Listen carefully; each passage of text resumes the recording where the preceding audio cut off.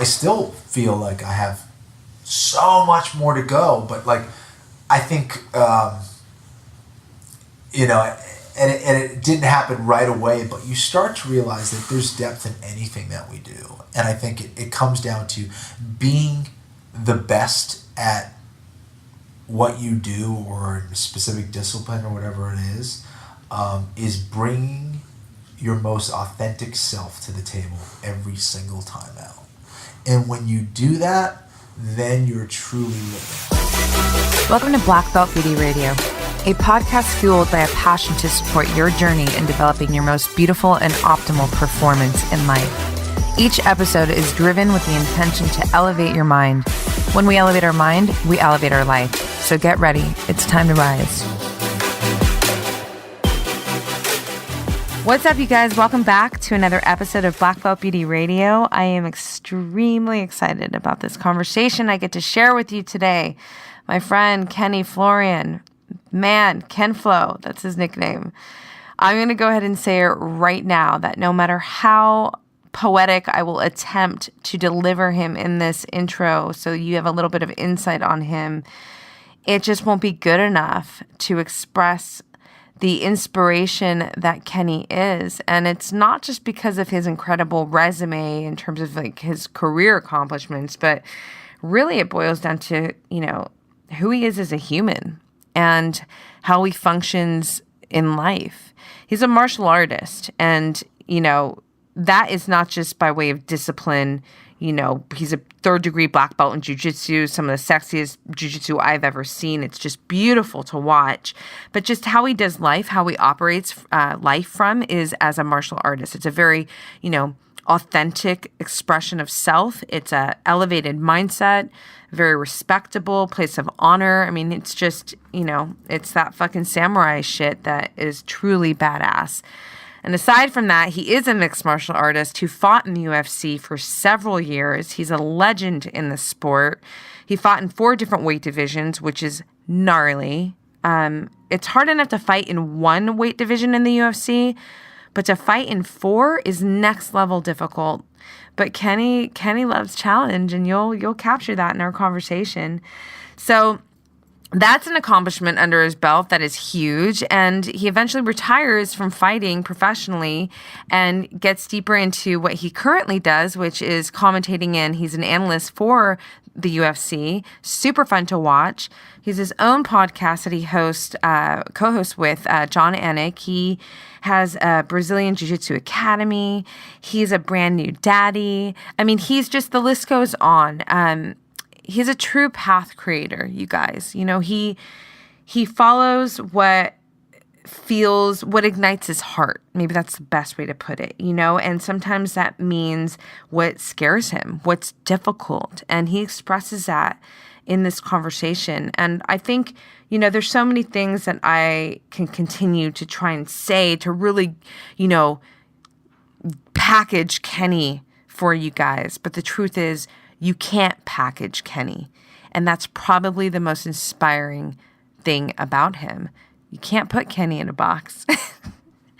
And I love that. So, I'm just going to save my breath and, let you guys dive in to this very inspiring, mentally elevating, thought-provoking, rich conversation with my friend Kenny, who I am so grateful for. Him coming on and sharing his story, his mental process and framework, because it's truly one that I feel is, it's light in this world. He's a teacher. He is a contributor to our world. And, I'm grateful that I have this platform where I'm able to share that to as many people as possible. So I really hope that you guys love it and, that you stay connected to Kenny. All of his info on how to do that is at the end of the podcast, so stay tuned for that. And yeah, let me know what you think. Hit him up. Let him know what you think about our episode, our conversation. I have no doubt in my mind that it will serve you a lot of inspiration and elevate your mind. So I will say no more and hit play. Here is my conversation with my friend, the badass Kenny Florian. All right, I hit record. I'm all We're about live? the impromptu. We're fucking live. We're live. Oh my god. Me and my passionate mouth, dude. Kenny, thank you. I'm so grateful right now. I'm almost overwhelmed, but it's the best feeling. I literally woke up and I'm like, this is important. Your friend is so dynamic and your story is so rich, and I just want to deliver you in the most like beautiful and reverent way. Yeah, you're very sweet. Thank you so much. Yay! So, dude, let's dive in. So we just went down a list. Like, I'm like, okay, you're a martial artist. You're a UFC legend. You are a UFC commentator. You are a podcast host. You are a daddy. You just did a stint with BattleBots, Yes. right? I mean, what else am I missing? Superhero? Superhero. Yeah, that'd be nice. That'd be nice. We'll just tell people that. We'll pretend. Yeah, it's funny. It's like when I look back at all the things that I've done, it's interesting. But at the same time, I try to live in like the undefined in some ways because, all those things are great, but none of those things I don't really want to define me in some ways. Martial artist, I think, is the coolest thing. Being a dad is awesome. Those are cool things that I don't mind as labels. But, I don't know. I kind of keeping people guessing. And, you're a Gemini. You like doing a lot of different things. I like doing a lot of different things. So it's like... that's been fun. Every single day, every single second, we have the opportunity to redefine ourselves and do something new and do something challenging. Yeah, you're just continuously evolving, which I feel is, if you're not evolving in life, then you're just kind of here. Yeah. Almost like dying slowly. Yes. So I love what you just said. It's like, don't put me in a fucking box. We're already starting on a great foot. I already did that. No, I didn't mean that on you. I mean that like, I think for a lot of us, I think it's an interesting thing to try to reinvent yourself all the time and get out of your comfort zone, which I'm sure you like to do a lot. One of my favorite hashtags that I don't know if anybody else is putting it, but dynamic training for dynamic living, because I love the idea of just being this dynamic human being. I mean, on the one hand, my career, it's like a glamorous job. You're a celebrity makeup artist. Yes. And then on the other hand, I'm an athlete by way of life, I'm getting down and dirty on the mats too, training jiu-jitsu, like lifting heavy weights, and that's just like two elements. So I value so much. I feel such an alignment with that idea of just nothing can define me, and I don't ever want that to be, except maybe I'm a good human. Right. Keep it simple. Yes. That which you are. So let's go back to like when you were little. You were a mini good human. Okay. You're from Boston? Or? Yes. Okay. Yeah. Grew up and raised in Boston, outside of Boston, it wasn't until about 7 years ago and change that I moved out here. Dope. Yeah, 7 years ago. That's when we met. Yes. Yeah. Exactly. You're kind of like fresh off the jet, right? That's so cool. I have to say, and this is kind of me jumping around a little bit, but I'm just going to throw it out there right now. And we'll come back to it. But when I first started watching you fight, which was like so many years ago, again, we'll go there. I remember something, you were so intriguing to me as a fighter because I felt, I feel like there's fighters and then there's like the martial artist, right? And I really felt that from you. Like it was super visible, you were calculated, but not because you wasn't like predictability. You were just super, I don't know, like I was impressed. So I remember looking you up and finding this blog that you had. Oh, yeah. Yeah, and I remember reading some of your writing, which told me, because I'm very similar in this way, Gemini thing, I don't know, just super cerebral, like you're a thinker, not just there's more than the physical aspect of Kenny, your talents in sport. So now let's go back to, you come from a big family. Yes. Outside of Boston. How did martial arts find you? Geez, I think I probably had it in me at some point. My dad did judo for a large part of his young adult life. He did it all the way through medical school. He's a physician. And he just always felt it was an important thing for us to have. He wanted us all to at least know how to defend ourselves or to be involved with it.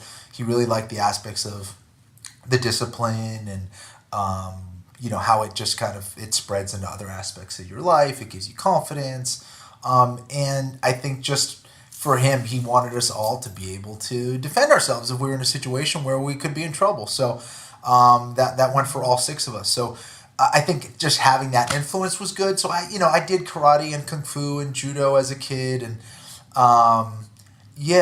so I remember, and I did sports my whole life. I did soccer at a high level and played tennis at a high level. And I just felt like when I did martial arts, I felt like I was doing something special. There was it was like a religious experience to me. Okay. Like I felt like it's spiritual. The world stopped. Everything. I was doing something magical and important. Just in my head as a kid, I remember feeling that experience. I was probably 9 or 10 when I started doing martial arts. So to me, that was an interesting thing. And growing up amongst a bunch of boys, I was one of 6, 4 brothers and 2 older brothers. It was very much a very masculine household. Yeah. So a lot of times I had to defend myself from my brothers, more often than not. So that was kind of the thing. And also, we just loved watching martial arts movies and superhero movies, and that was very intriguing to me. And I kind of just felt this connection to it literally from day one. What was the first discipline?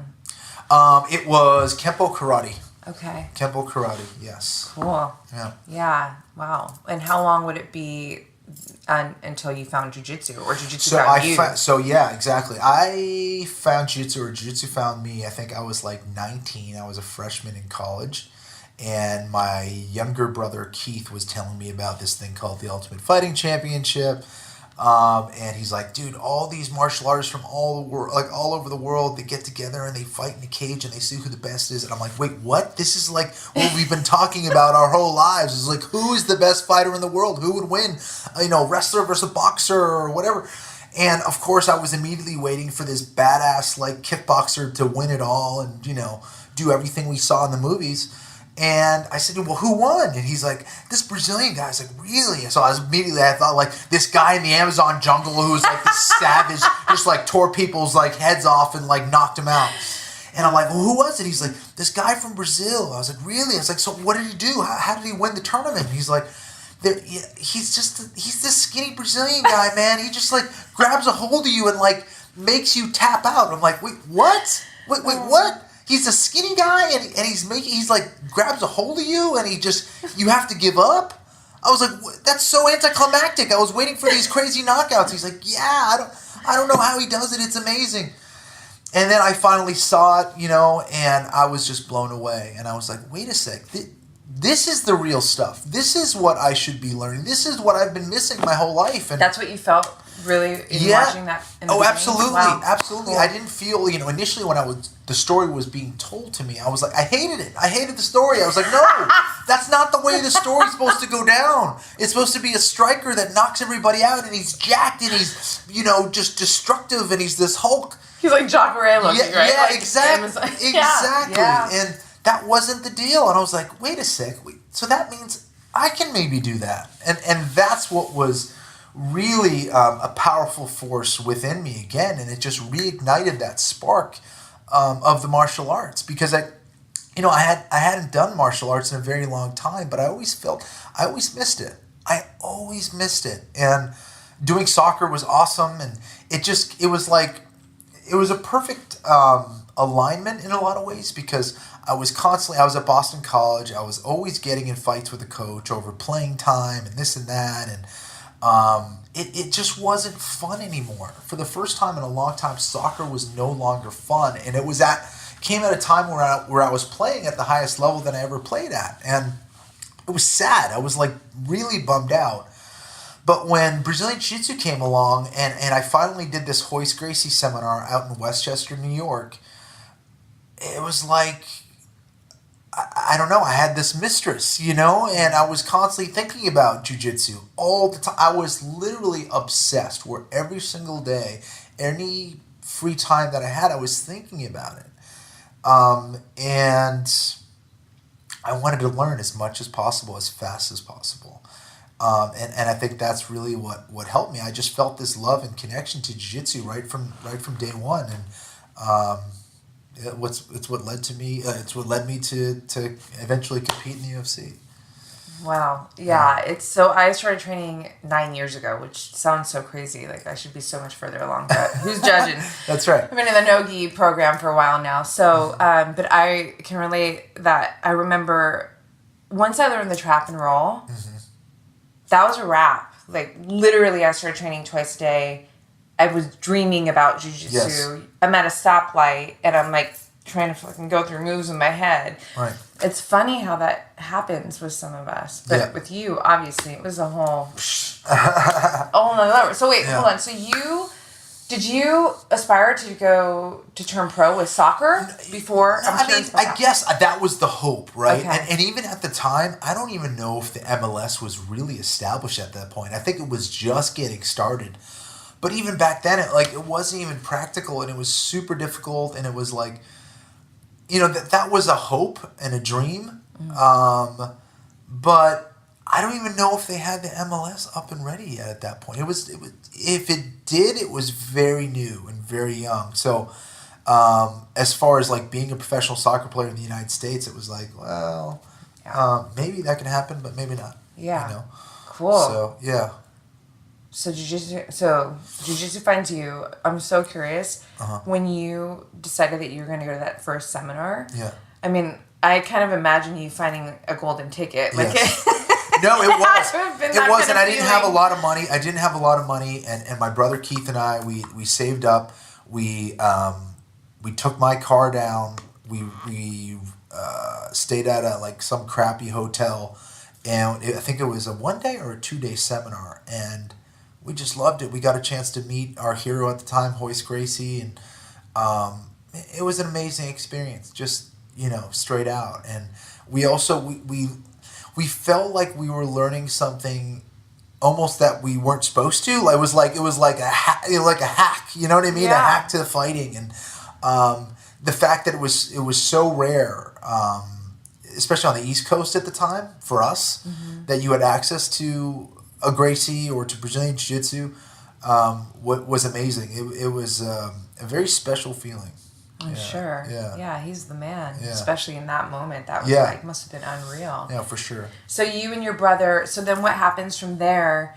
How long did you, so you already started Jiu-Jitsu, obviously, at that point. How long had you been training at that point? No, so that was our first experience with jiu-jitsu. That was our first experience with jiu-jitsu, and then from there it was like, we got all the tapes and we were off and running. And I think we trained from the seminar, from the tapes, for maybe a couple months, and we did our first tournament right off the bat in some random place in Connecticut. And I think we both competed in intermediate division. I think they didn't even have belts. It was beginner, intermediate, advanced. I think we either did intermediate or advanced or something crazy like that. Yeah. And Keith tapped everybody in his division and won. And I think I tapped everybody leading up to the finals, and I lost in the final. And that was a crazy experience, just competing against other guys that are trying to submit you and all that stuff. That was really fun and interesting. And again, it was just each time I experienced a new jiu-jitsu thing, I became more and more hooked to the sport and to the art. And then it was at that tournament where someone asked it where we were from and where we trained, and we were like, we don't train anywhere. We just did a seminar and we learned from tapes, and we trained in our basement on a rug. And they're like, what? And so they're like, well, there's a place in Boston, Roberto Maia. He's cousins with Renzo Gracie, and he just opened up a school, and you might want to check that out. And sure enough, the tournament was Saturday or Sunday, and I think we showed up at that gym on Monday, and the rest is history. Roberto was amazing. He had us train there for we tried a few classes, and then he very graciously said, you know what? I see that you guys love it. Your whole family can train and they can train for free. And I was like, what? That's amazing. So it was just like the world just opened up to me. And I'm a big believer that if you follow what you love and you follow what you're passionate about, the universe or God aligns to you. And aligns to you and opens those doors for you for you to take that jump. Yeah, totally. Because a lot of people are afraid to do that. Yeah. They'll have the feeling, but they won't, that you're a path creator. I mean, that's one of the greatest inspirations I feel like to have you on as a guest. It's not easy to be a path creator, to say, this is the norm, but this is what I'm feeling. Right. And this is kind of the best way I can illustrate it. You have your domestic animals and you have your wild animals. Yes. And I'm also a wild animal. Yes. You're a wild animal. And it's way more dangerous, but the scenery and the adventure is so much more fulfilling that you're willing to take your chances. And there's nothing wrong with being a domestic animal. It's comfortable. Well, here's the thing. I think what people need to realize is we are both. We are both. And I think they need to find that alignment. Like, I think back when I was a kid and I did a lot of crazy stuff. And there was like, I'm sure there were some anger issues from wherever, but there was, I believe, a kind of inherent violent nature to me in some ways. I like to break stuff. I like to destroy stuff. But I also like to build stuff and create things. And I think that you can't understand one without the other in some ways. That there needs to be this balance. And it's about putting those things under control. And obviously we don't have that when we're a kid. We're not able to do that so well, right? But, through maturity, through mistakes, through successes, all those things, we're able to find that and put that into alignment. And I think in some ways, unfortunately, we ignore those things and we put those things aside. And I think the most valuable thing we can do is be in touch with our feelings, whether it's a negative thing or a positive thing, whatever it is, do not ignore it because it's telling you something. And it's sending you in a certain direction. And if you put a positive spin on it, it's going to elevate you. And when you start to ignore maybe some destructive forces that are in you or whatever it is, it's going to build and it's going to manifest itself in some way, shape, or form. And if you're able to take it in and understand it and go, okay, well, maybe I can get this to turn into a creative force. I can take this possible destructive force or whatever and put it towards jiu-jitsu. Yeah. And have it express itself in that way. And I think expressing yourself through art is one of the most valuable things you can do. And it doesn't even, whatever you can say it's art or whatever it is. Yeah. But doing it and having that energy disperse in something positive, I think is something that not everyone is doing. Yeah. And it's letting those forces kind of eat them alive. Yeah, override them. Yeah. Instead of, like you just said so perfectly, microphone drop. It's utilizing it and having it work in your favor. And it's almost like if we take away the concept of even positive and negative and just understand that life in of itself has opposing. It's almost like, now I'm going to go. There's a duality. There's Duality, that's no the doubt. word. Yeah. But it's really when you synthesize it, when it becomes one, it's like, that's where it's at. I mean, that's like the man, Bruce Lee, exactly. right? That's the philosophy that I feel so aligned with as well. But yes. Okay, so let me ask you this. Mm-hmm. After saying that, did you know as you entered, the fight scene that you had that, were you aware of that part of you? Like, part of you that likes to break things and that was kind of aggressive, which is kind of hard for me to imagine. Isn't that funny? Even though I know you're like a fucking fighter and I know you're lethal, but you're such a sweet guy. It's almost, but going back, it makes sense that you can be both. No, I definitely, I had that. I definitely felt the duality within me. There were times where I wanted to just, climb a tree and be by myself and relax. There were times where I was, playing music and singing and dancing as a kid. There were times when I was out, with my brother with sticks playing swords. There were other times where I was like destroying a tree. It was just like, I remember one time my dad was coming home, no doubt, from a long day of work. And me and my brother, and we had no idea what we were doing. We were just, I don't know. We had sticks and we were hitting the side of our brick house, chipping the corner of his house. So here he is working his ass off to have this nice house, and we are smashing the corner of the house as he pulls in the driveway. And he gets out of the car, he goes, "What the hell are you guys doing? What are you doing?" And Keith and I just looked at each other, we're like, "I don't know, we're just doing stuff. We're doing stupid kid stuff." My brothers are probably laughing right now as they listen to this because it was so similar. Yeah. I have 3 brothers, and my sister, and me and my brothers are lined up in age, like right next to each other. Yeah. So we were always doing this like crazy ass shit too, and there's like no explanation. No explanation, but you know, again, it's that thing that's in us. We're exploring, we're figuring stuff out, we're doing dumb stuff, we're making mistakes, and just kind of learning as we go, you know? It's just doing dumb kid stuff. So grateful for siblings, yeah. right? Oh, yeah, You it's the were best. born into a tribe. I mean, It's you the surely best. were. Yeah. Was it just you and Keith who got deep in the jiu-jitsu? Pretty much. My youngest brother, Kirk, was also heavily involved in jiu-jitsu as well. And we kind of forced him into jiu-jitsu. And just like... We knew how important it was, and we knew it was kind of one of those things that we felt that like was a game changer, mentally, physically, spiritually, but also I think when we were a little bit younger, we were also kind of like, hey, it's guy shit. You got to know how to defend yourself. You got to know how to fight, man. And I think it's one of those things that I think that like when you do something that's empowering, you can settle into who you really are. You know, that because we're all walking around, or most of us are walking around with a tremendous amount of fear. And I think that's what really saved me is that I was a really fearful kid. I was really scared.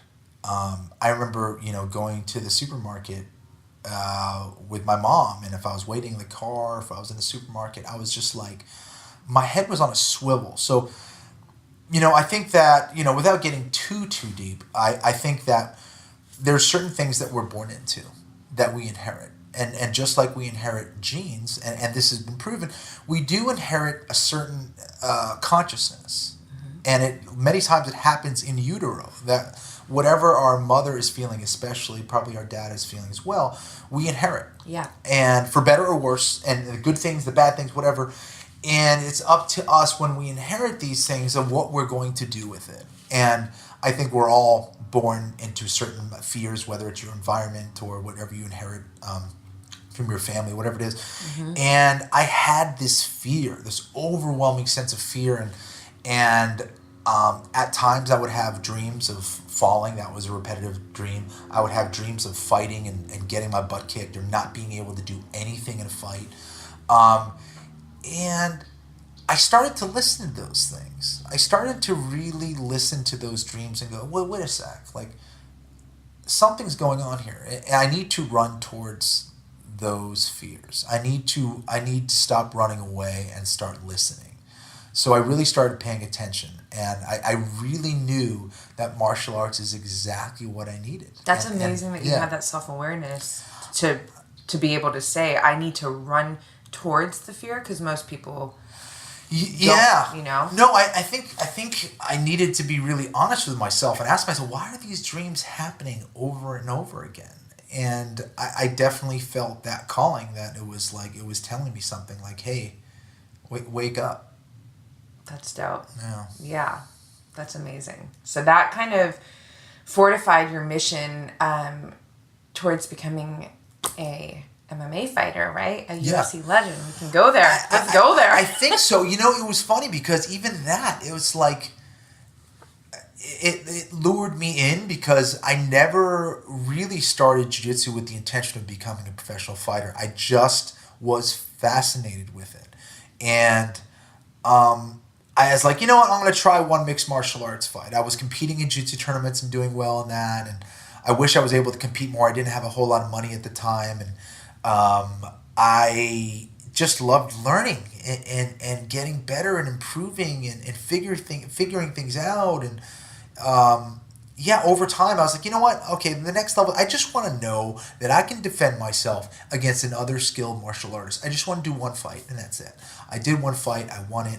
And I was like, okay, I'm good. I'm good for a while. Let me try another one. So I tried another one, and then, some promoter from Boston would be like, hey, Kenny, we could pay you this much and you could fight. And I was like, oh, okay, really? I can make $1,400 whole dollars and compete? I was like, sure. So I did that, and it was like so I did 3 fights, and I was 3-0, and I had never even really got hit in a fight at all. And I was like, wow, okay, cool. But there was still something that was calling me. And I think in some ways, I think in a lot of ways, I knew that I needed to experience the hardness and possibly the harshness of life in some way. Mm-hmm. And it sounds like a weird thing to say, but I mean, that's what I'm going to say, because I felt like there was something that was calling me again. It was like, Kenny, here you are in this comfortable lifestyle. You need to be able to experience more of life. You need to experience more of the challenges and more of the adversity, because I felt like even soccer came relatively easy to me. Sports came relatively easy to me. Fighting was one of those things that scared the shit out of me. And that's precisely why I had to do it. And in some ways, it was this just challenge. And, we were talking about, before we started the podcast, about how your genetics need to be turned on. Yes. And I'm a believer that all your potential within you is waiting to be turned on. And there's multiple buttons. I felt like there was multiple buttons in my body. And I felt like those things needed to be turned on. And I knew that they were only going to be turned on through adversity. They were only going to be turned on through challenge. And, many times I was a very rebellious person. And when someone told me to do my homework, I didn't. When someone told me to do this, I didn't. So I felt this discipline coming out of me. I felt this internal thing that was kind of driving my engine towards a certain area of my life. And I just stopped ignoring it and stopped listening to what people said I should do and be a lawyer or do this or do that. And I started listening to myself. I started listening to that internal engine. And what it was saying was like, hey man, maybe this fight life is what you're supposed to be doing. Certainly martial arts is what you should be doing. And even that, as I look back on my career, you look at the record, it's not the best record. I wasn't undefeated or anything. But I was always thrust into tremendous challenge right from the get-go. My 4th fight ever was against Drew Fickett, a guy who had 30 fights. He was on a 6-fight win streak, beat 2 Brazilian Jiu-Jitsu black belts in that win streak. And he was the guy who Dana White was coming to watch to maybe be on The Ultimate Fighter. Mm-hmm. And so, I was behind the 8 ball already. This guy had 30 freaking fights. And by the way, the day before the fight, they tell me, oh, you know what? We're not going to do the 170-pound weight class. We're going to do 175. He's having trouble making weight. And, of course, I was like, okay. I weigh 165, but sure, that sounds great to me. Anyways, I was always I can point to so many cases where I was always under a huge challenge. Always. Even my first title fight in the UFC was after 8 fights. And Sean Shirk had almost 50 fights, and so it was just something I was always thrown into that scenario. And I look back at that and I go, why is this? Why is it that I lost 3 title fights? Why is it that I was, close? Or why was it that I was always encounter this crazy challenge before a big challenge? I'd get sick, or it's consistent, Roxy. It happened all the time.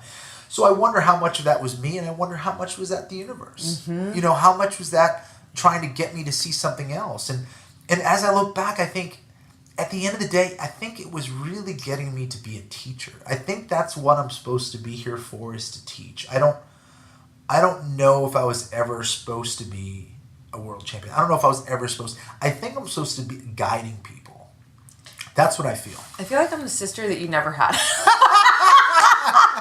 I'm listening to you, and I'm like, okay, like where are our parents? Like where were our parents? I feel. Well, we've always felt that connection. We've always felt the connection. Yeah. Totally. And my eye is watering from this rosemary coconut, but really I'm like getting emotional right now. But damn, everything you said, I mean, having my career, which is still very robust and growing as a makeup artist, but at the same time, I am a thinker and a writer. I mean, writing is my first love. It's always been. And I know that, having this podcast, I was so, excited, but yet I felt fear to start it because it's like, oh shit, I got to put myself out there in this whole new light, which I'm not motivated by, hey, everybody see me. I'm like cool behind the scenes. I'm fucking introverted. Mm-hmm. But I knew that fear and that excitement, that combination, it was like, this is the door you got to go through, so you got to do it. So you, like, feeling fear, pulling you towards that next thing and that next thing, I connect with that. But to also, it's interesting how you said, was it me, was it the universe? My personal mindset is like, the universe matches a lot of, what our frequency, right? And so you saying, I knew that I needed challenge. I knew that I needed adversity, to feel life and to essentially kind of grow yourself, right? Mm-hmm. It's almost like, the universe is like, okay, I mean, this is all my theory, who knows? But then to go to, I think my purpose is to be a teacher. Damn. First of all, I see that. I feel that. For you, I for sure feel that with me. So I'm loving everything you're saying, but by just going deeper into the details of your story, and then I feel a connection to it in my own life, which is so rad. And yeah, that's amazing. And and the thing is, like, you fought in 4 divisions, which is gnarly. Yeah. I mean, the weight cuts. Yeah. I think I remember it was your last one that was really hard on your body, right? It was really hard. To the point where, like, I felt like my kidneys were shutting down. The 2 weight cuts down to 145 pounds were insane. I think I was coming down from like 185.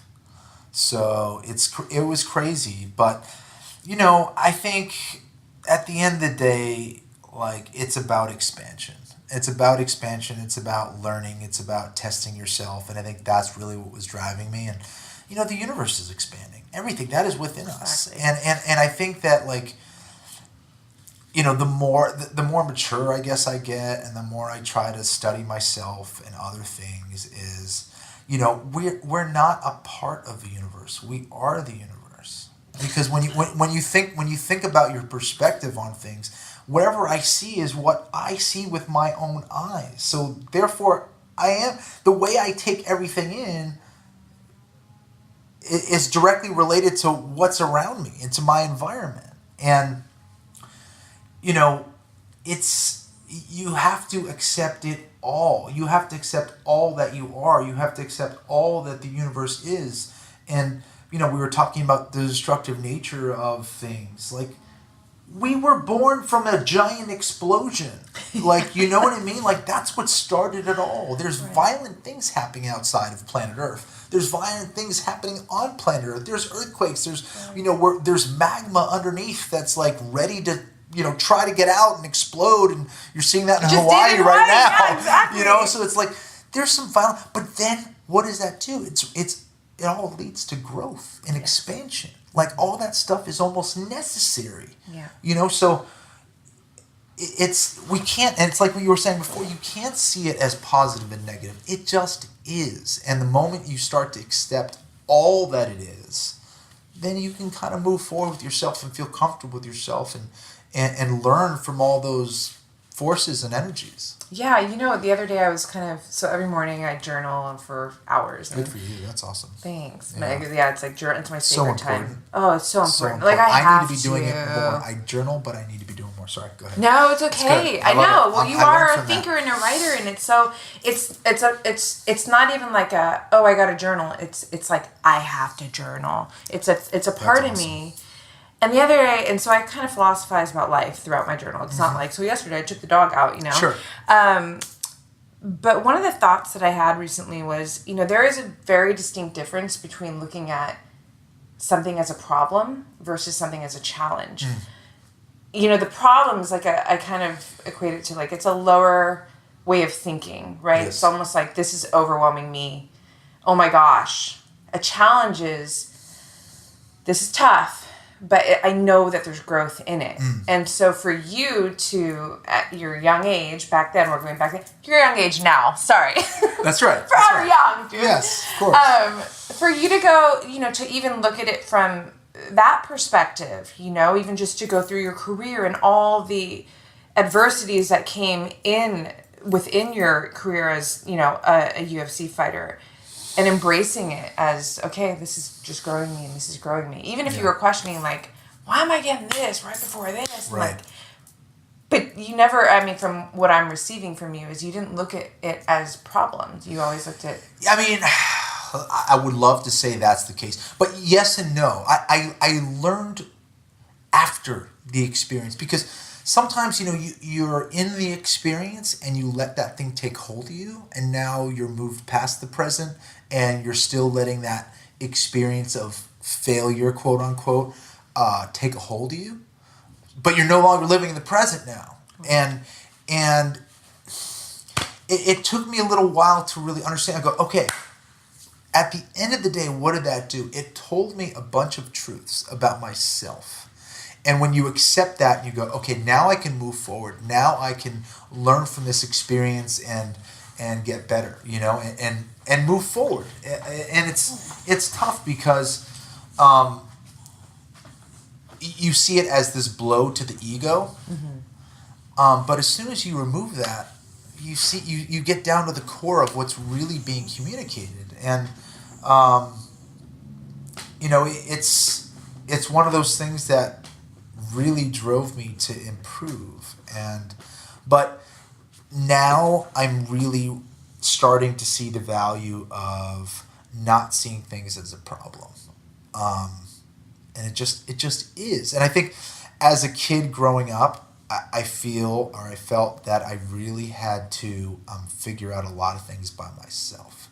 I don't know if so many things were communicated. I was one of 6, and that's great because there were a bunch of kids in the house. But also, sometimes your parents don't have a lot of time for you. And I feel like I wasn't explained so many things as a kid, so I felt like I was always kind of overwhelmed. And then eventually, over time, I started to see things as problems. Like, oh man, here we go. Little Kenny's got to figure it out again. I'm not little anymore. I'm an adult. I can figure things out. I can get better and improve from any situation. There was a great story from Alan. My dog is attacking me right now. There was a great story from the great philosopher Alan Watts, who I just love. And he said there was a Zen master who walked into a restaurant, and there was kind of like that little barbecue or oven that was happening in the middle of the table. And he had taken one of those hot coals, and he saw the very fluid nature of the waitress. And he said, it looks like she has some Zen training. He's like, I'm going to try to test her a little bit. So he took a hot coal, and he threw it up in the air towards her. And she took her kimono and she caught it. So she rolled with it. She didn't catch it. She knew it was charcoal. She was super present, know it was hot. She took her kimono and she caught it. She went to the kitchen and she unloaded it with her kimono. Then she's like, okay, I'm going to test this Zen master myself. So she went in and she brought a hot coal over to the Zen master. And the Zen master, as soon as he saw her walking over the coal, took out a cigarette, put it in his mouth, and he said, oh, thank you, I was waiting for a light. So it was a beautiful way of just rolling with a situation, a challenge. Yeah, I was so in the moment. Yeah, yeah. And I thought that was such a cool story of that is so great. There's no reason for frustration. Even when you were a kid, there were so many things that were exciting. There were so many things that were there's so many things we don't appreciate as we get older because we start to believe this story. Mm-hmm. And I think life is so magical. And what I've come to experience is that, I love researching, kind of the nature of the universe and what this all means and what are we here for and what is reality and, is it an illusion? Whatever it is, if it is an illusion, we have to make the best out of it. And we forget how amazing it is to be alive, to be able to touch a flower, to be able to eat amazing food and have amazing conversations and just be a part of this amazing thing we call nature in the world, and all the exciting things that are happening. We can get down on the negative stuff all day, right. But why? Why not just try to make it better? Oh my gosh, it's so perfect what you said, you little poet. It's so true. I mean, honestly, okay, transparent. So I'm sure you've seen on my Instagram how I eat. Big bowls of organic veggies, and then I'll put like some wild salmon on it or some organic eggs. And literally every single night, tear watering, every single night I look at my food, and no matter what went on literally right before it, I stop and I just go, damn. And I look at my food, and I don't really connect with it being a prayer. It's literally appreciating your visible proof that I am thriving in my life, that I am succeeding, that I am, your authenticity, your presence, and I kind of have this moment with my food, which, because like what we eat, I really believe so affects who we are and how we function. Without it's a doubt. Logical. It's not Absolutely. even an emotional it's thing. Scientific it's and science. It's logical, yes. Exactly. So to stop and then just take a moment to say, damn, I'm right here right now. And it's like the food kind of brings me into the present moment, which is I love that moment. And I think that that's just one example echoing what you just said. And I think that, yes, people can probably feel more fulfilled in life if they were awake to see all the amazing things, the beautiful things that are surrounding them, every single day. No, and I don't think you can truly be successful, whatever that means, in your life without gratitude. 100%. I don't believe it. I don't think you can genuinely be a happy human being without gratitude. And it just goes hand in hand. And again, having the luxury and the ability to be able to afford or have access to healthy organic food is a gift. Totally. It truly is a gift. Not everyone else has it. There's other places in the world where you can't get water. Exactly. Okay? You can't get water. You need to maybe walk 12 miles just to get a cup. Mm-hmm. And we forget about that. And, we complain about the stupidest things on the internet or in these YouTube comments that are just so demonic. But, there's a lot of angry people out there. But here's what I'm saying is that, again, this is where the power of not having leads to gratitude and all this stuff. Let's put those people that are complaining about all these silly things, let's put them in a situation where they can't eat and they can't drink and they don't have access to it and they're going to have to work for it. That's what's going to create humility. That's what's going to create gratitude. And you know what? I didn't have that as much either. And you need to trip and fall. You need to kind of get hit by the universe sometimes to wake up, right? And literally. Yeah, and it's like, I would have loved to have learned the easier way to have learned in other ways, but like, losing my youngest brother a year and a half ago, again, was one of those things that was awful, and it's still, like, I was crying about it yesterday, but it does give me an amazing appreciation for my own life and what I have and what other people are going through. And so now I don't get as angry with people if they're in a bad mood or if they're angry or if they're sad or they can't get out of a certain thing, if they're addicted to drugs or if they're homeless or whatever. Like, you have to understand the process in which that happened, and you have to understand that everyone's going through their own stuff, and judging that person is the wrong thing to do.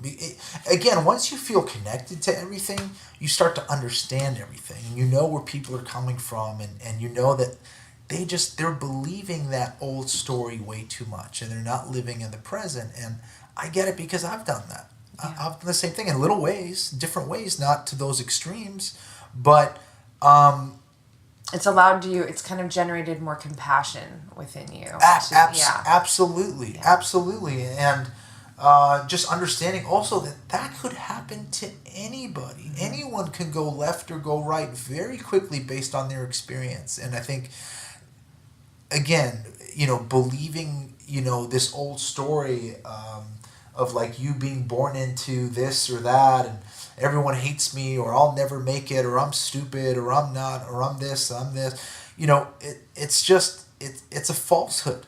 You can create your life any way you want it. It starts right now. Yeah. It might take work, but what great thing happens without work? Like, wouldn't it be pretty shitty if like everyone just got whatever they wanted and just like it took like a day? You know what I mean? That'd be kind of cool, but not really. Everyone would probably walk around and be dickheads. A day, yeah, and everyone would be a jerk. No one would appreciate anything. Nothing. So create that humility. Become humble by working your ass off for what you want in your life. Absolutely. Period. No excuses. Yeah, we evolved from challenge. Yeah, I mean, exactly. It's a proven thing. So 100%. Yeah, that's so empowering to hear. And I firmly believe that. Wherever we're looking is where we're going. And that's something that, when I meditate, so it's like this, I call her my muse. She's my highest self. And it's like this communication thing that's happening between me and my muse.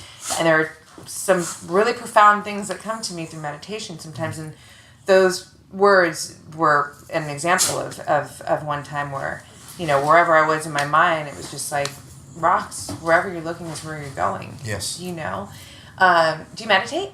I do meditate every day. day. How long have you been doing it? Let's see. I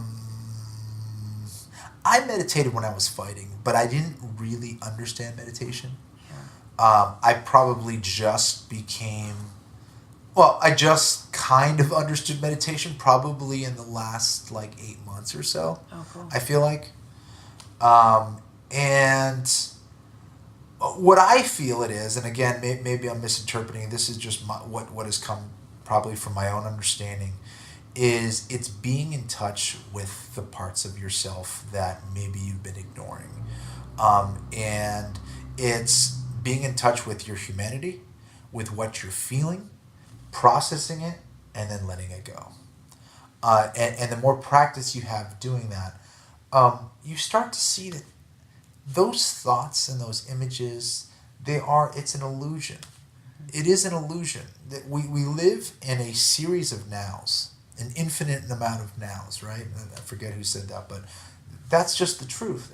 And you have to be able to sit with each moment, appreciate each moment, and accept all that it is. And it's not always going to be beautiful. It's not always going to be perfect. It's just going to be.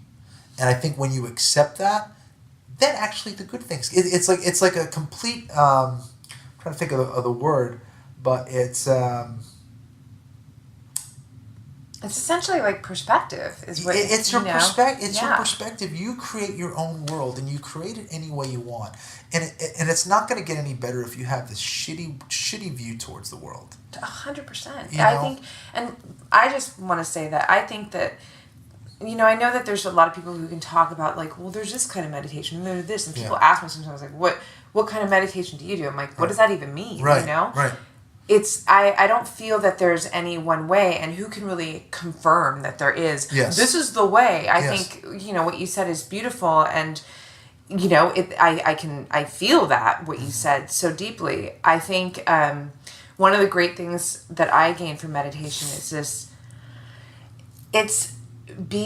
So at first, let me say that as a writer, I've always been able to kind of, and I only realized this recently, I've always been able to observe myself through my writing, which is really special. It's huge powerful benefit, yes. Right? And so in meditation, I feel it has expanded that to where I'm now observing my thoughts. And what happens, your thoughts manifest emotions, and then your emotions are essentially kind of what you're living from, and then that creates your reality. So the example that I love to give is if this is after so many years of meditation, I'm sitting in traffic and somebody cuts me off, and I might have that fuck, yes. But it's now gotten to this point where in that exact moment, I can so see myself. Like, wait, who are you right now? What are you doing? I'm like, no, come on. Okay, pivot.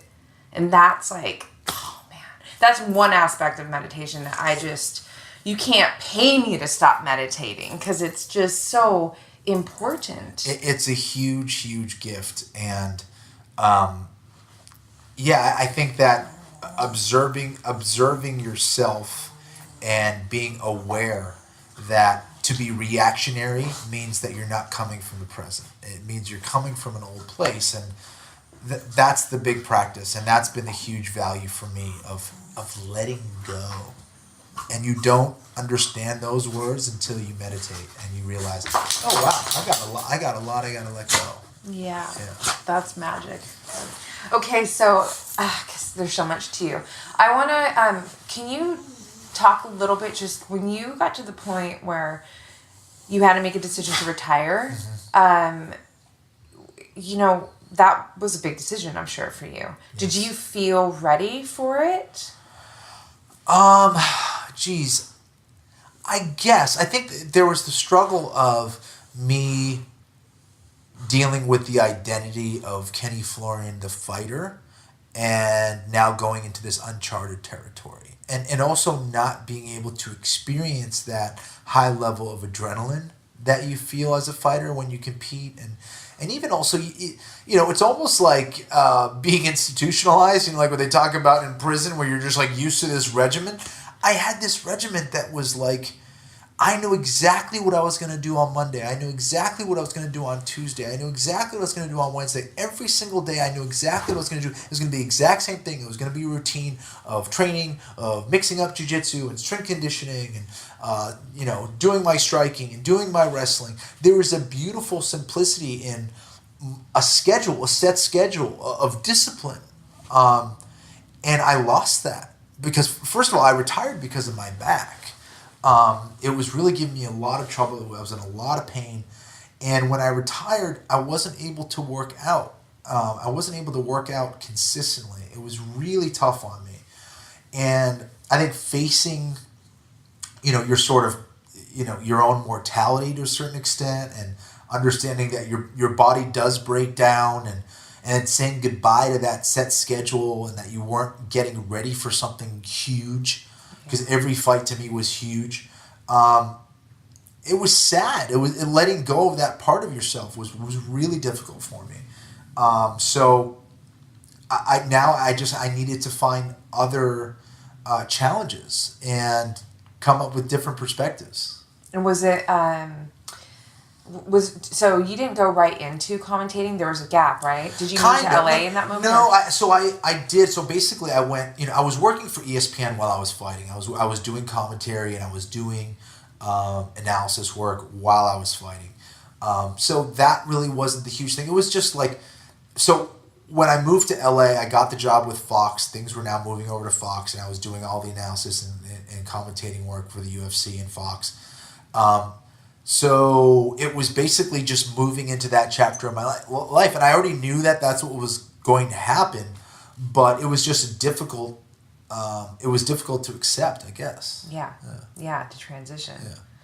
It's funny because you say letting go, but I wonder if you can see it now as you didn't let go, you grew from. Yeah, no, exactly. Right? That's a great way to see it. So Absolutely. Crazy. It's always the hindsight, though, right? No, exactly. And that's the value of, like you said, is meditating and the importance of your perspective. And yeah, it's like I never would have been able to. And also, I would go even further of like, there was a time where I was kind of angry about it all. And there was no true gratitude. There was gratitude, but there wasn't this like, wow, what a gift it is that after this career that I have the opportunity to get paid to talk about the thing that I love and to pass my experience on to others and tell them what I experienced or to show them what the sport's all about. And still be very present within it. No, exactly. And I think that it's very easy. It's very easy to go the negative route.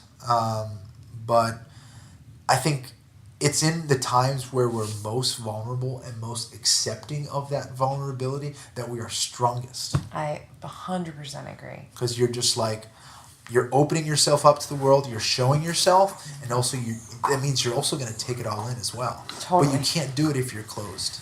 No. Yeah. I mean, I think that, I know I'm a strong woman, and I know that that's how I'm received to the world. And I always say, the reason why I'm able to be this strong, whatever this strong is because I am so soft. Yes. It's so true. I'm so sensitive. There's and that so duality soft. again. I know. Yes. Yes. Geminis. Yes. No, it's so much more than Gemini, but it's so true, and exactly. Damn, I almost went down a rabbit hole. I was like, stay here, Rox. Yeah. I hear you. Okay, so keeping us on the path. So you moved to LA. You have this opportunity. You're in it, and you're growing from Ken-Flo. Mm-hmm. Let's move into. I mean, I feel like even just witnessing you doing what you do now, I feel it's so cool because it's almost like I want to say, did you hit a corner with it where you kind of fell in love with it? Like, did that? Yeah, I found a depth to it. I think and I still feel like I have so much more to go. But like, I think and it didn't happen right away. But you start to realize that there's depth in anything that we do, and I think it comes down to being the best at what you do or a specific discipline or whatever it is bringing your most authentic self to the table every single time out. And when you do that, then you're truly living. And so you got to know yourself, but then you know yourself through the things that you do, so they work together. And then you start to say, okay, well, how, in the example of, of broadcasting, it's how do I bring a certain part of myself that is truly me to communicate what I want to communicate. Mm-hmm. And I think that's where people either connect with your vibe or not. And my goal is to try to bring an authenticity to what I do every single time out. And, I'm learning to try to do that 100%, 100% of the time. Yeah. Well, I feel like you're there with it. Yeah. And I love what you just said, because let me ask you this. It's a big question, but you basically answered. If someone was to ask me this question, you just gave the answer, and I'll tell you what it is. If someone was to ask you, the way I'm asking right now, your idea of success in life, from where you are right now, your best vision of it, what would it be? That's a cheese, right? I know. I just dropped a bomb, but I know that you're so capable. It's tough. I think... Lucy's like, let me answer this. I know. I'm going to get a break here. Lucy, come here. Let me think about this very deep question.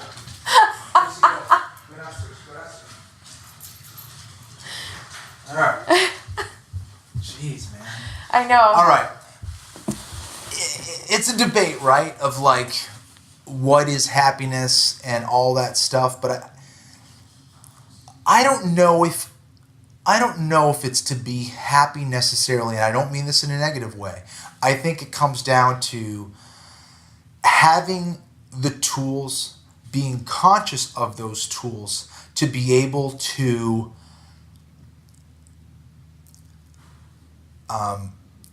accomplish anything that you want to do in your life. And having a very clear mission statement. So I think you need a very defined goal for yourself, for your own life. Something that you believe in, something that you're not quite sure if you can do it or not. Because that's the excitement of it. And I think that's where maybe God lives, or that spiritual places, because it's something you can't see. It's something you can't touch. It's you're not sure. It's only your faith and your belief that's going to bring you there. So I think it's having that belief. It's having love. I don't think anything great can be accomplished without love. So I think that's the important thing. And having the tools, having those tools, and you can get it in a variety of ways. You can get it through sports, you can get it through martial arts, you can get it through, life lessons, you can get it through the mentorship of others and all those things. But at the end of the day, it has to be you. It has to be you. And if you follow what you love and you combine that with hard work, success is going to happen. Like, it's going to happen. But you can't, I don't think you can achieve it without those two things, truly. Like, let's say I want to be rich one day, and you achieve it and you become a multimillionaire, but you're miserable and your life sucks and all these things. Like, that's not success. That's not success. There needs to be a grace and a fluidity in that success. And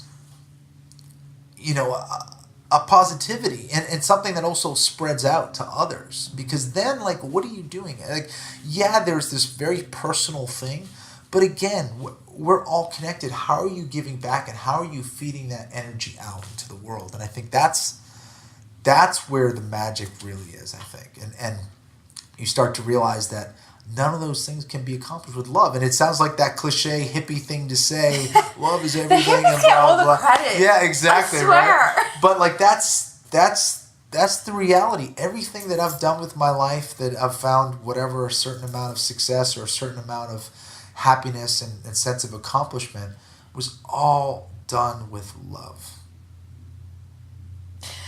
Damn.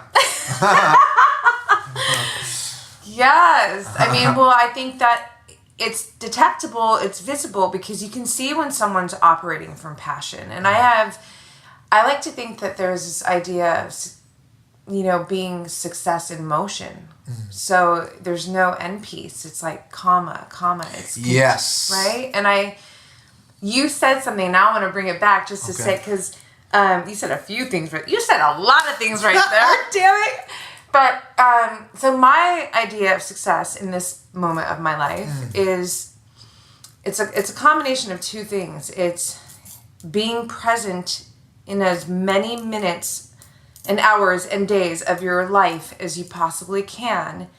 And on top of that, they kind of go hand in hand, is staying 100% authentic to who you are, to what you believe and what you value throughout, as long as you can, and still accomplish the visions that you hold for your life. So, to unpack that a little bit, there's a lot of people who will step away from that core because they want more, they want it faster, they, like trying to take a shortcut or something. Yes. But if you say, if one says, fuck that, I'll speak about myself, I'm an example of that. I don't care if I could get more, if I can get it faster, if I can even get it better right now. Yeah. If it's not resonating with my truth, I'll take the long route. I'll take the hard route. It's fine, because then I feel that, because it goes back to what we were saying. If this universe, if life is matching the frequency, I don't want anything that isn't authentic as well. So be it relationship, be it opportunity with work, be it whatever the experience is. That's amazing. First of all, I love what you talked about, being present. That's very powerful. So thank you for that. But also, I think that's what was interesting with fighting too, because, there's no doubt that I fought a lot of people that were juiced out and that were this and that. And maybe if I did that, I could have been the champion or whatever. I don't know if that's true, but it's possible, right? Well, yeah, I would be able to train more, I'd feel better, all that stuff. But would it have been me doing that, and would I have learned as much from those lessons? I don't think so. And I wouldn't have felt as proud, because really the only reason I did it was the challenge of me, Kenny Florian. What can you experience through this fight? What can you experience through that fight? And what are you going to learn? What are you going to learn through your training? What are you going to learn through the fight itself? And I feel like I wouldn't not have taken it in as much if I went that other route of, cheating or whatever it is. I think that, like, I don't know. I feel like those lessons were way too valuable, and it's almost like you can really appreciate them even more now, because there's a ripple effect happening, and the more that you're living, the more that that you go back and you reflect, and your perspective, from your perspective especially, you're able to extract more and more of the wisdom, and you're probably prouder of yourself, I imagine, than you've ever been, or you should be. Yeah, there's so much. Yeah, no, there is, and I think there's a part of me that's like, I still have this. If I'm being honest, as we're trying to be authentic, I think there's still a lack of acceptance of myself, and also like, a little bit, and I think that I still have a ways of accepting and feeling proud of myself, to a certain extent, but yeah, I do, and I don't think I felt that before. I think I felt this like I hate watching myself fight, or used to hate watching myself fight and all that stuff. I was like, I'll make a mistake here, and there, but I think just the fact that I'm feeling more accomplished and more proud of myself of where I am today is a huge step for me, because I always felt like I had this chip on my shoulder. I always felt like I had something to prove. I always felt like, I had this, in a way, this kind of negative cloud. I kind of grew up in a critical family. There was a loving family, but also kind of critical. So I think I was hard on myself because of that. So it's hard for me to really. It was hard for me to be really proud of what I've done, because I would always be like, I should have been here. So now I'm moving away from that, which is really nice, and just being accepting of the process of learning. Mm-hmm. And everyone's process of learning is different. And I think that's where the magic is just the acceptance and the letting go of that old stuff, So I'm still trying to work on that. Well, so that's amazing. And I'm going to segue, because it's just too perfect not to. It's kind of a bit of a jump, but it connects. So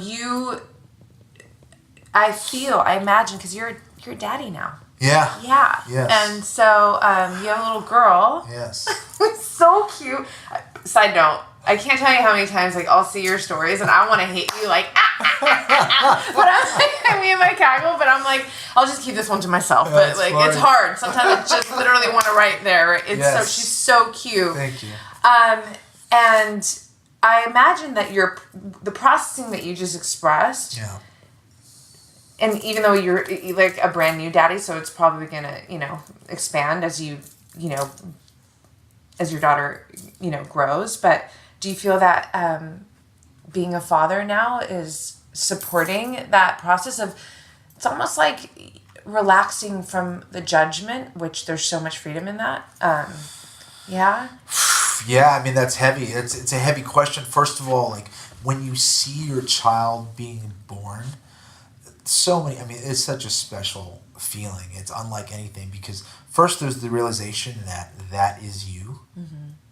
Right? That's literally a piece of you that's coming out into the world, that's expressing itself into the world. And then there's, talk about the duality. There's, for my wife, for example, it's like the ultimate pleasure and the ultimate pain at the same time. You're giving life to something that's yours, but then you're experiencing the physical feeling of what is pain and what is not being comfortable, right? I mean, that's putting it lightly. No. But it's that moment where you go, oh, that's life.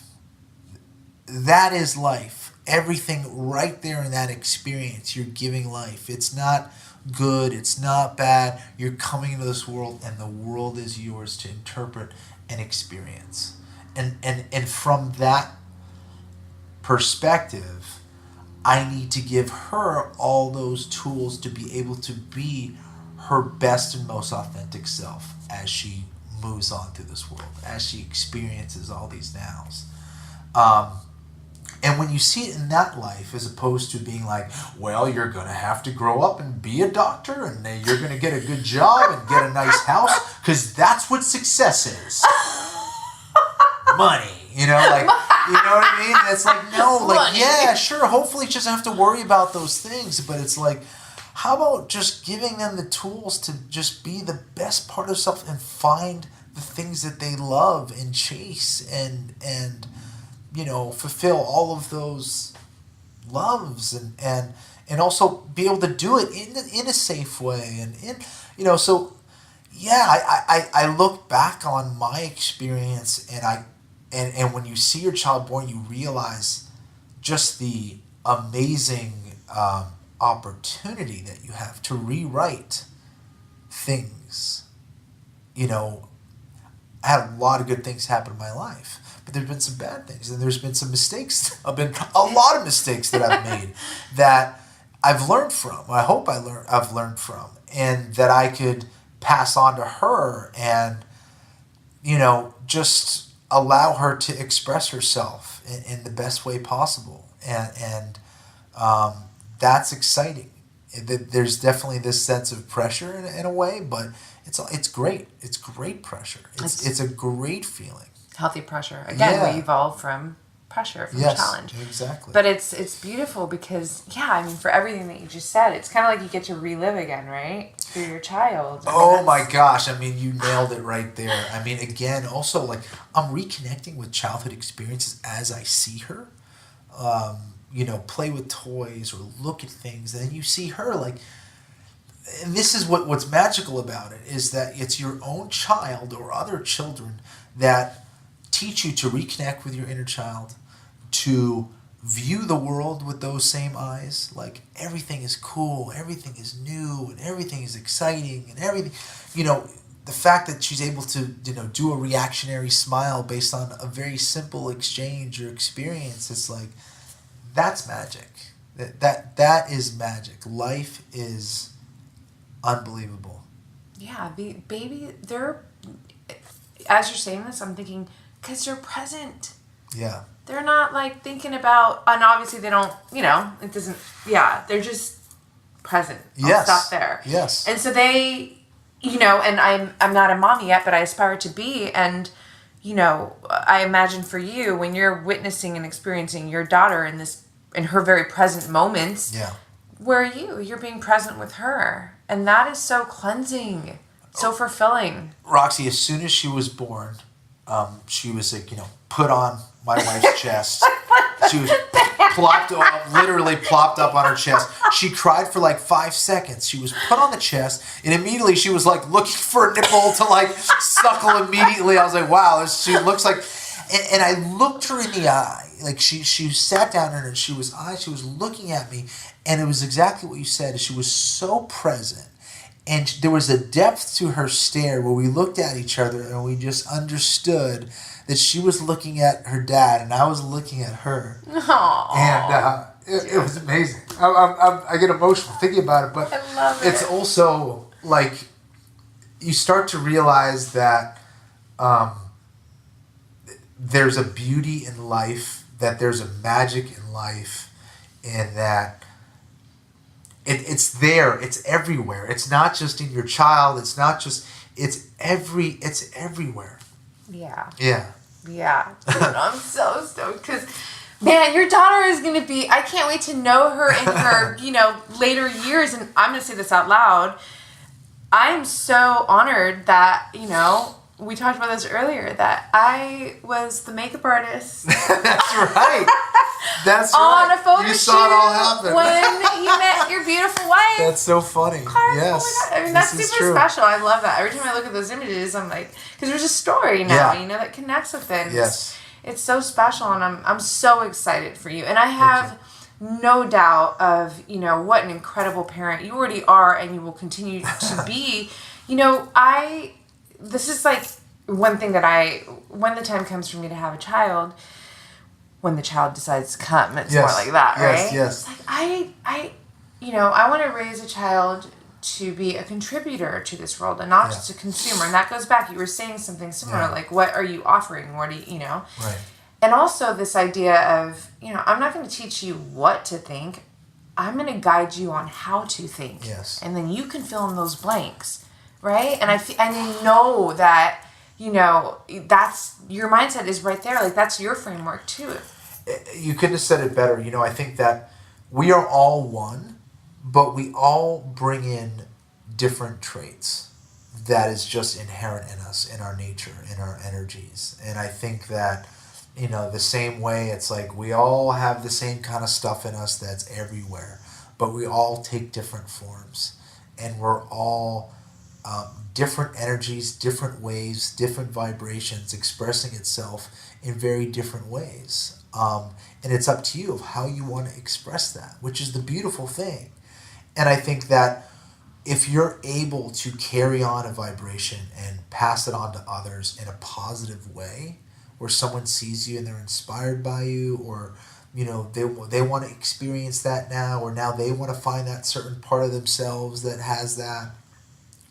Like, what's better than that? What's better than the ability to influence the world in a positive manner? And I think that that's what we should be doing here. And it really only takes, they used to say, like, people are like, it only takes one person to change the world. And I'd be like, yeah, okay, dude. But it's true. It's absolutely true. That person who meets that person who meets another person, or, now in this day and age of social media or being on television, you have the ability to do it on a large scale extremely quickly. Yeah. So true. We're conduits of energy. We are. We are. And I think, with all the, bad stuff that's going on out there, again, I don't even know if it's bad stuff, right? It's like we were talking about good and bad. But maybe there's just like equal parts good and bad. Maybe there's equal parts positive and negative, and there's nothing we can do about it, and that it's up to us to bring our positivity. But I think that in a lot of ways we can absolutely make this world better, and people can change. We're all changing every single second. We can anyway. We forget that we can, but we can. Right. And just spreading that out, that is the true gift, and I think that's what we're supposed to be doing. You can only do that if you know yourself, if you have that authentic need to want to spread that goodness as far as you can. Yeah, absolutely. Which is what you're doing. It's what I hope, my podcast is aspire, that's the inspiration behind the podcast. Absolutely. Right? It's so important in it. And yeah, I mean, it's the most fulfilling feeling when they're, just to put a pin in one thing. I mean, you could be, I can go get my coffee and the person serving me the coffee is on autopilot, like, how's your day? And most people are like, and they're okay.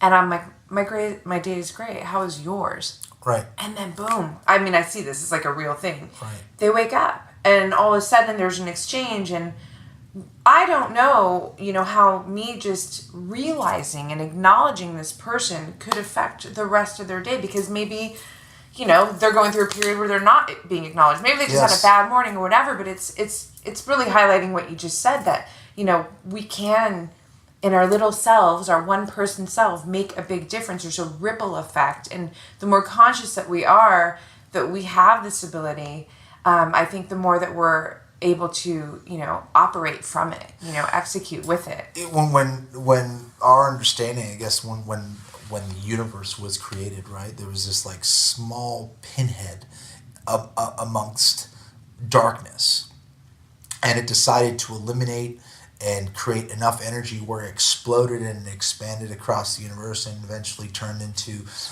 planets, and that planet eventually turned into life and all that stuff. And we are only going to be one of two things. We are either going to shine light, or we're going to bring dark. That's it. And it's up to you and how you portray yourself to the world.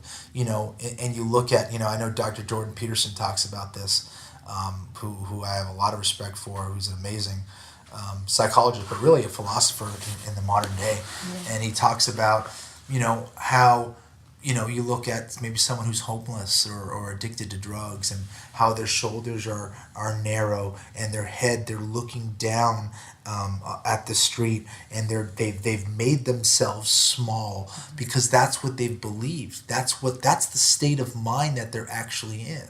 and you look at someone who's bringing in light. They stand tall, they have good posture, they're open, they're communicating, they're talking, they're looking you in the eye. They're bringing their authenticity, which is the light. And that makes a huge difference, like you were saying. It's like, you meet that one person if you're having a bad day and you're in there and you're nice and you give them that little bit of hope. Maybe one word could be the difference, between them like feeling like crap and continuing in their depression, or actually, you know what, there's good people out there. Like, I want to know what she's feeling. I want to know what he's feeling. Like, what are they bringing to the table? Why are they happy? And they start questioning their own way of life. Totally. I'm literally applauding inside. I'm just like going, I feel like I'm surfing right now. No, truly. but I know that's what you live. Like, I've never, and listen, we're going to get sad from time to time, but I know that's like every time I've seen you, you always bring that energy and that positivity and that love. And that's, it's awesome to be around. Thank you. Yeah. Okay, so I appreciate that so much more than I even just expressed, but I'm like, we're running out of time. No, I know. I'm being so mindful of your time. No, but I'm so excited because, I'm so raw and real, man. It's like coming into this podcast with you, like I said, there's so many aspects of Kenny. And, what I really, this is the thing. There's all these career aspects, which are very much a part of you, so it's not like this separate thing, but that are amazing. But how I've received you in all the years that I've been friends with you, even before I knew you, just from witnessing you and being the person that I am, this is what I wanted to get from you, because you are the real thing. You are, and whatever you're working, so what, we're all working through, that has nothing to do with it. You're self-observant. You are, the way that you're operating through your life is, to me, it's so inspiring. Thank you. And, people can see you, in the work, like Kenny, in work life, but I don't know if as many people get to experience this part of you, which is like, damn, this is the money. And I feel like this is what is going to continue to fertilize the growth of your life to be what I envision of it to be so incredibly impressive. It already is. From the outside, I mean, it's always different when you're in the inside, but from the outside, especially someone like me who's like awake, it's like, damn, this fucking guy's doing it from his heart. And no, it's not easy. And yes, it gets messy, but that's part of it, But you're living from your truth, and you're only getting deeper into your truth. So you can, now you have this little baby that's going to be an extension of your truth too, which is so. No, thank you, and I'm trying it. I think I know where I need to head much more with my life, even more on more specific terms, and I also realize, like, again, you can only bring authenticity by being authentic and by being real with yourself and identifying those feelings that you're having, whether it's negative or positive. And I also think that there's a certain, I am always playing with different ideas in my head all the time. I love to think about many things. But I also think that, like, there's a point where you have to play with all those different things in order to find, like, who you are. Like, almost there's a way of, like, getting to the craziness so you can bring out a certain genius, And I think that, not that I'm a genius or anything, I'm just saying that to bring something special out, I think that there needs to be, you need to be open and vulnerable, and it has to get confusing. Yeah. It has to get confusing if you really want something to be sparked that's special. And I think that's what I want to bring for myself and for my family and for my friends and for my loved ones and the people that I work with and my students. Because I can sit here and they can listen to our words all the time, but it's a different thing when you meet Roxy. It's a different thing. You know what I mean? Like, the energy. Sit down and experience Kenny. There's the words, but there's also the energy that is transferred. And I think that, like, you can't fake energy. You Yeah. can fake words, but you can't fake energy. And I think that's a powerful thing, and you could only do that through authenticity, and that's what I'm trying to bring as much as possible, and you know, it's meeting people like you and talking to people like you that helps bring that out as well, and it's inspiring, you know, and that's why we're friends, and that's why. Hell yeah, that's why we're friends. For so long. I know, it's still going strong. So okay, I gotta get you out of here. Well, I'm in your house. I gotta get me out of here. But let me. You have a JiuJitsu Academy, right, in Brentwood. Yes. What's the name? I haven't heard it out loud ever. It's Meraki. It's Meraki, and a lot of people say Meraki or Meraki. Meraki is a Greek word. I guess they use it in other languages as well, but it means to do something with love, passion, or a piece of yourself. To put a piece of yourself into your work, and that word really resonated with me, and it's a part of like how I've tried to live my life, and I think it's a part of how other people have lived their lives and should live their lives. And I think that we all need something. We all need something to strive for. We all need that one goal. We all need that very distinct path in our life. And the only way you could really charge forward and make up a lot of ground and have amazing experiences by putting everything you can into it, putting a piece of yourself into your work, but not in a bad way, not in a work that you hate. Find something you love and then do that. It's way easier. Yeah, then it's not even work, right? It's not just work. Passion. Exactly. So, and the school is obviously open to public. It right? is. Cool. Thank you. Yes. So I'm going to have it in the show notes. Meraki Brazilian JiuJitsu. You have to come visit. Finally, I am. We tried to make a beautiful aesthetic and really make gorgeous. It a place where, going into a martial arts gym can be really intimidating for people. Like, wait a second, I'm paying you money to get choked in your arm guard? Okay, yeah, sure, cool. So I wanted to make it a space which was like artistic and beautiful and inviting. Illuminated. From what I've seen, I haven't been there yet, but yeah, it's very bright lit and just. We have art on the walls, and and there's other gyms that do the same thing, which is great. But I think, I really wanted to show the art part of it, because there is that art part of it. There is that ability to learn the moves, but you're only doing Brazilian Jiu-Jitsu when you're really expressing a piece of yourself in Jiu-Jitsu. And that's where the Meraki ties in, is that you're only doing Jiu-Jitsu when you are the Jiu-Jitsu. Damn! Right? I couldn't even hold that in. That's dope. It is so true. That's the highest level, right? That's when you're really, when you are actually being it, you are it, and you are it, and everything. Yeah, for sure. And it's a great way to remind yourself of it. I love that. Yeah, because I always look at, I'm like, jiu-jitsu is life, because you can always kind of equate jiu-jitsu in every aspect of life, but I've never heard anybody say that you are jiu-jitsu, and that's so perfect. Pin. Okay, so yes, I'm definitely officially gonna get my ass there. I'm super excited about it.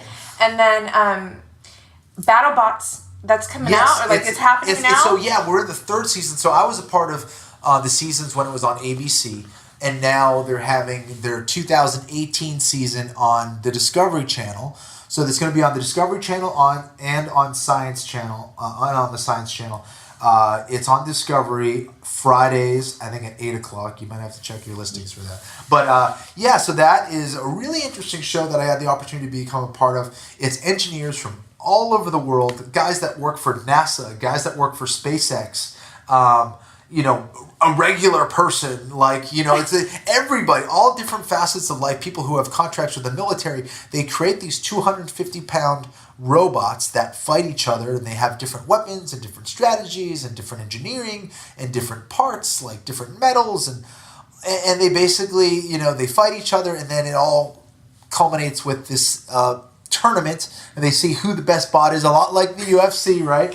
And it's who has the best mind, who has the best driving skills, who has the best ability to fix their bot in these pits, and it's amazing. You meet some really interesting characters, and it was fascinating for me to be a part of. I had a blast doing it. I do it with Chris Rose, We commentate the fights. Jessica Chobot is the interviewer, and I used to work with her. Oh, did you really? Yeah, like back at Fuel Days. Yeah, well, that's so funny. Okay, yeah, Jessica. So That's she's a part awesome. of. So we just had a blast working with all the different BattleBots teams, and it starts Friday. I think there's 20 episodes, and cool. I'll make sure that it's all put in the show notes too. That's so awesome. And then I also will have your podcast, which I love, up on the show notes too. Thank you. Yeah, Anik and Florian podcast. It's on Fox Sports Digital, and we just talk mainly about UFC, of course, and been doing it with John for a couple years now. We have a blast, and thank you for listening. Yeah, dude, so much more. And I'm excited because I just know that there's so much more coming from you. And whatever it is, I know it's going to be amazing. So, damn, you dropped so much inspiration and wisdom knowledge. I'm so grateful. You did as well. So I love talking to you. We've always had these deep conversations. So I'm not surprised by you doing a podcast. I think it's exactly what you're supposed to be doing. And I also think, Roxy, that you are very, very curious and love having awesome conversations. So it's an excuse for you to get together with interesting people and learn a lot yourself and just, have amazing conversations. So again, dude, as a fellow Gemini and as a person who likes to do the same thing, you are killing it, and I love that you're doing it. It's very, very much needed. I'm literally turning red because you know what I feel my face looks like right now? You just called me out. You know the emoji with the glasses? Yeah. I'm the nerd! Exactly. Undercover nerd! No, 100%. And I love it. You're doing exactly what you're supposed to be doing. Thank you. Hell yeah. When it gets hard, I'm just going to hear that echoing, those words in my mind. So, can you tell our listeners how to keep up with you, social media? Sure, yeah. Let's see. On Twitter, it's at Kenny Florian. On Instagram, it is at Kenny Florian as well. And they can check out Meraki Brazilian JitJitsu.com. And thank you for putting up with my voice for so long. You're amazing. All right, you guys, I got to get out of here and let him get back to his life. But thank you guys for listening in, and we'll catch you on the next one.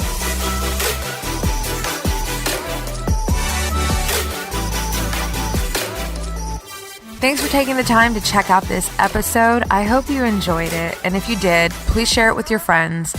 Head over to iTunes, subscribe to this podcast, rate it, leave me an honest review. Let's connect. I am so excited to do that in this space and really create content that elevates your mind in support of your best performance in life. You can find me on Instagram at blackbeltbeauty. I'm active there every single day, and I look forward to connecting with you all. So thanks again, and I'll catch you on the next one.